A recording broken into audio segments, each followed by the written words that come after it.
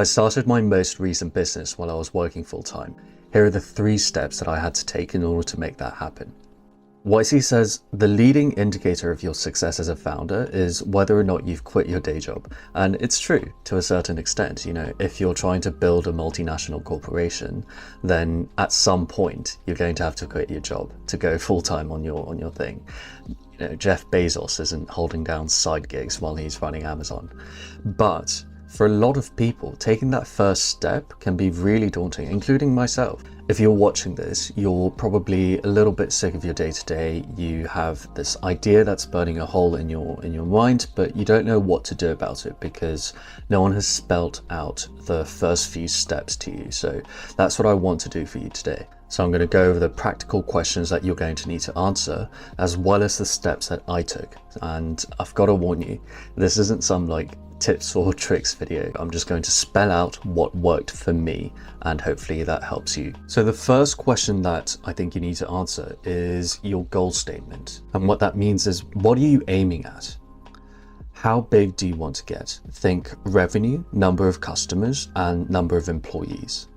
And then you want to answer, how urgent is this goal? On a scale of 1 to 10, how urgent is it? How much of a burning desire is this for you?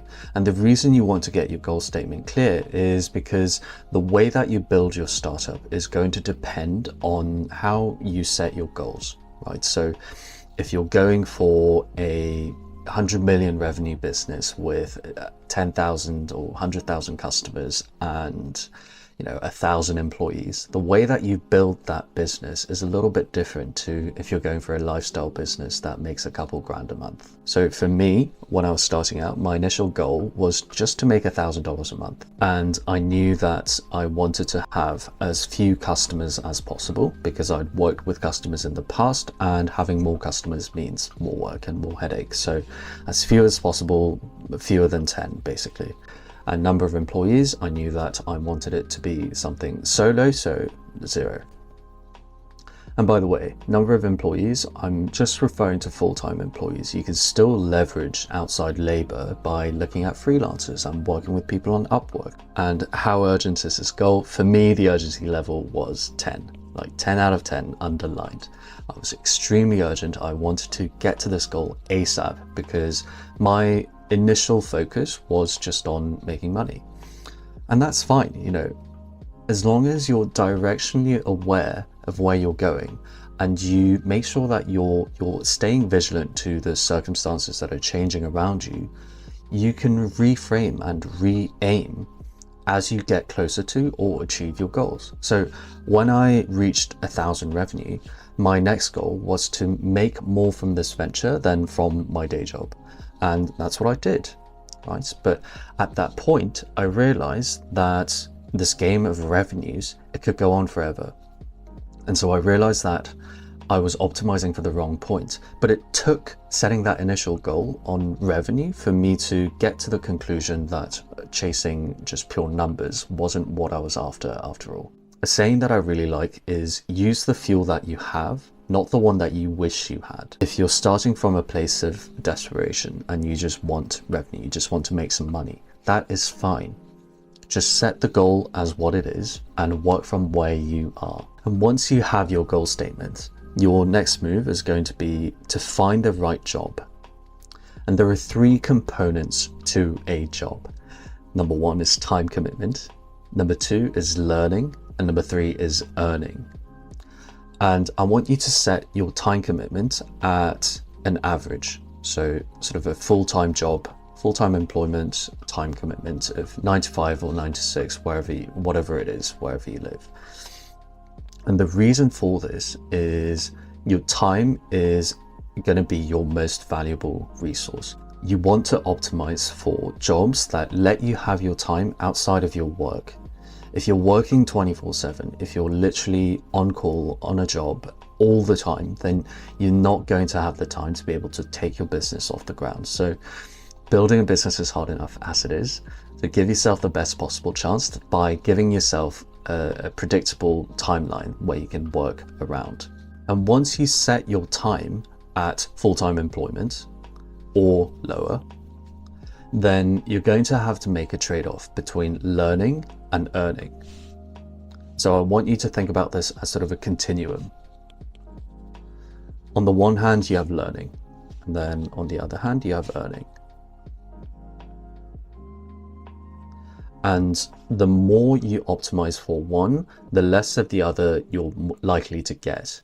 And what do I mean by that? So on the extreme end of learning, you might have like apprenticeships, right? Unpaid internships, where you're just shadowing someone around and you're in a brand new industry and you're getting valuable exposure to that industry. On the other hand, you might have a job at a massive company where you're just a cog in the machine and you're just executing on your specific function. This might be like, I don't know, accounting. This might be being a junior developer at a FANG, right? Like big companies. So on the other hand, you have established companies, small cog, big machine. The reason that this is less ideal, even though you might have a big name on your CV, you're going to get less relevant exposure to the functions that are going to help you as you're trying to build a business. So the smaller you go, the earlier on you go, and the more you index towards learning, the more relevant the lessons you learn are going to be to the business that you're trying to build. And so for me, what I've ended up going with is working with a early stage scale up, because by doing that, I was able to see what it looks like to take a company from less than 10 million in revenue up to over 10 million now. I've seen the journey of tripling revenue and tripling headcounts. So I was able to get involved with strategic decisions. I was able to look at, fundraising strategies. I was able to look at product strategies, basically get involved across the functions of the business so that I could learn and just soak up so much helpful information. Right. I have a friend that works at General Catalyst and he's someone I admire a lot. And he's changed careers a few times. He used to work in investment banking and then he went into a startup, a securities startup, I think. And then now he's in the venture capital field. So I asked him, how do you decide? How do you decide when to move jobs? And his answer was, the moment I stop learning, I move. And I'm trying to hold true to that goal myself. So you have to figure out what the right job looks like for you, but try and optimize for learning as much as you possibly can. And once you have those two things answered, then you're going to have to start to think about allocating your resources. What do I mean by this? Something you're going to have to realize is that your future is reactive. How you spend the present is going to determine your future. Think of it kind of like investing, right? What does investing actually mean? Investing, if you think about it, all it is you sacrifice resources in the present in exchange for returns in the future. And right now, the things that you have, the resources you have in the present are time and money. And you're already trading some time for money, right? So you have your 24 hours and you're trading around a third of it to your job in exchange for a salary, right? So you're already making this trade. The way that you spend the remaining 16 hours is going to determine the outcome of your future. So you're going to have to ask yourself, right now, how do you spend your time? How do you spend these 16 hours and the 24 hours over the weekends, right? It might be friends, it might be going out, it might be drinking, it could be practicing a hobby, it could be scrolling on social media, playing video games, it could be sleeping. There's going to be some sleeping in there, right? So you have to realize that even if you're not doing it deliberately, you are investing your remaining 16 hours every single day in something. And it's up to you to decide on how to prioritize your resources. Think about it this way. If you spend, in case A, 3 hours a day on working on your startup, and in case B, you spend 0 hours a day, 5 years from now, who is going to be further along on their startup journey? Hopefully the answer is obvious to you, and the answer is A, right? So the amount that you spend every day is going to be the thing that determines your rate of progress and your success eventually in business. So what does this actually look like in practical terms? For me, it looked like waking up before work at 4 to 5 a.m. every day, because I needed a chunk of time of at least 2 to 3 hours where I could work on the project undisturbed. And I figured out that if I did it after work, there could be social engagements, there could be, distractions that crop up, and I was generally more spent. So I decided to do it before work. By the way, before you go, oh, it's easy for you, you're a morning person. I was never a morning person. It was just more important to me that I got this done than it was to stay in bed. I also gave up drinking, basically gave up my social life entirely for the past sort of year or so, because I needed to get this done, right? This was my number one priority. And so when I said 10 on the urgency underlined, I'm not just making that number up. I also didn't eat out. So I'm not telling you to do anything that I haven't done. I'm just telling you what's worked for me. But if you think about it, how much of your time you invest into this thing is going to determine your rate of progress. There's a certain number of hours that you're going to have to spend, given where you're coming from, given the resources and the connections and the knowledge base that you have in order to make your business a success. And it's up to you how long you want to spread that out over. For me, I wanted to shorten it as much as possible, and so I made all these sacrifices. So that was how to allocate time. And so in terms of practical steps, what I recommend you do is just pick a few hours a day at some point during your day where you can spend your time undisturbed working on this thing, and make that a priority. And if that means sacrificing some of your time with friends, or some of your alone time, or some of your leisure time or hobby time, then make that sacrifice. If it's important enough for you, then you're going to have to make that sacrifice, because if you're choosing your social life over working on your business, then what you're saying is, I am prioritizing my social life over my future success. And that's fine. Most people do that. A lot of people do that. But it means that you probably won't make it as a business owner, especially if you're working a full-time job at the same time. So the price is the price. The sacrifice is the sacrifice. So it's just up to you to decide whether or not you're willing to pay it. Number 2 is the money, right? The salary that you're getting, the positive end of trading your time for money. The salary that you're getting is your seed capital. This is how you need to think about it. You're trading your time for money so that you can get seed capital for your business. Now, there are 2 benefits to having a regular income versus going the seed funding route. Number 1 is that it de-risks your startup. As long as you have a job, you don't need to worry about your runway and your burn rate, because you have a regular income that can fund your swings, your risks, without worrying about closing shop.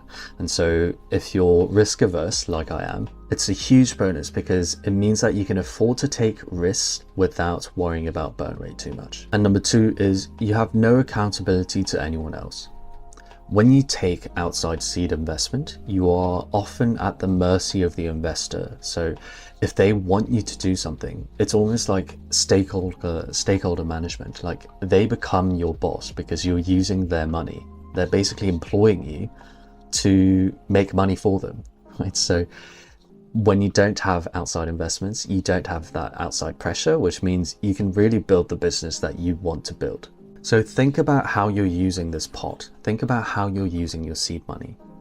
Some of it's going to have to go to rent. Some of it's going to have to go to food. But ask yourself, what are you going to do with the rest of it?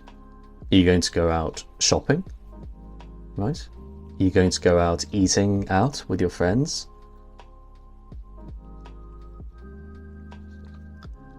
You can do that, and that is what most people do. But also, most people aren't trying to build businesses. So what I did was basically cutting out everything that wasn't completely necessary. And by doing that, I had an extra pot of money that I could invest into my business, right? And there are different ways to do this. You can buy leverage. So this might look like software or working with freelancers in order to increase your output per unit of time. Or you can buy back your time. Remember that time is your most valuable resource. There is no telling what your return on investment for properly investing your time is. It's potentially limitless. So if you can spend some money to buy back some of your time, then it's worth doing that. This might be going and paying someone to clean your house if that's something that's important to you. This might be ordering, food so that you don't have to go out and get groceries and cook. Whatever you decide to do, recognize that you're playing a game of resource allocation. You have a limited amount of time, a limited amount of money, and you have to use that to build a machine that is your business. So think about what you have available and think about what you can say no to so that you can build your business. And look, I'm not saying that you have to go as extreme as I did. I admit that I am probably an extreme case because I want to shorten my time frame as much as possible, and I want to do as much as possible with my life. And that's the decision that I've made. And so I've sacrificed everything else that doesn't align with that goal. But think about where you sit on the continuum of absolute commitment versus no commitment. And wherever you are, make the appropriate sacrifices. And finally, just accept that you're going to fail a lot. Your job as an early stage founder is twofold. Number one, you have to learn. And number two, you have to allocate resources. Imagine you're at the start of a maze and you're trying to find the way through the maze. You're trying to solve the maze. The only way out is by crossing out the ways that don't work. The only way through the maze is by learning where the dead ends are through trial and error. The only difference between the maze and entrepreneurship is that in entrepreneurship, these dead ends are called failures, but they're not. They're a prerequisite for success. It's the only way that you can move forwards and get past obstacles. In business, you're going to progress in stages, and the only way that you can progress to the next stage is by working out what doesn't work in terms of solutions at the current stage, and that means you're going to fail a lot. But don't feel like you're doing anything wrong. This is a necessary step. You have to do this. You have to learn to fail. And if you're worried about not fitting in, remember that you're trying to do something extraordinary. You're trying to do something that is literally out of the ordinary. By definition, this means that you're going to deviate from the average. It doesn't mean you're doing something wrong when you don't fit in with the people around you. Try your best not to regress back to the mean, because there's always going to be the temptation to try and fit in. You're not doing anything wrong. And if you've done all these steps and you're wondering what you should be doing with the time that you have allocated to your startup, then you can join Gone Venture Club. We have weekly Q&A sessions and you can directly chat to me there.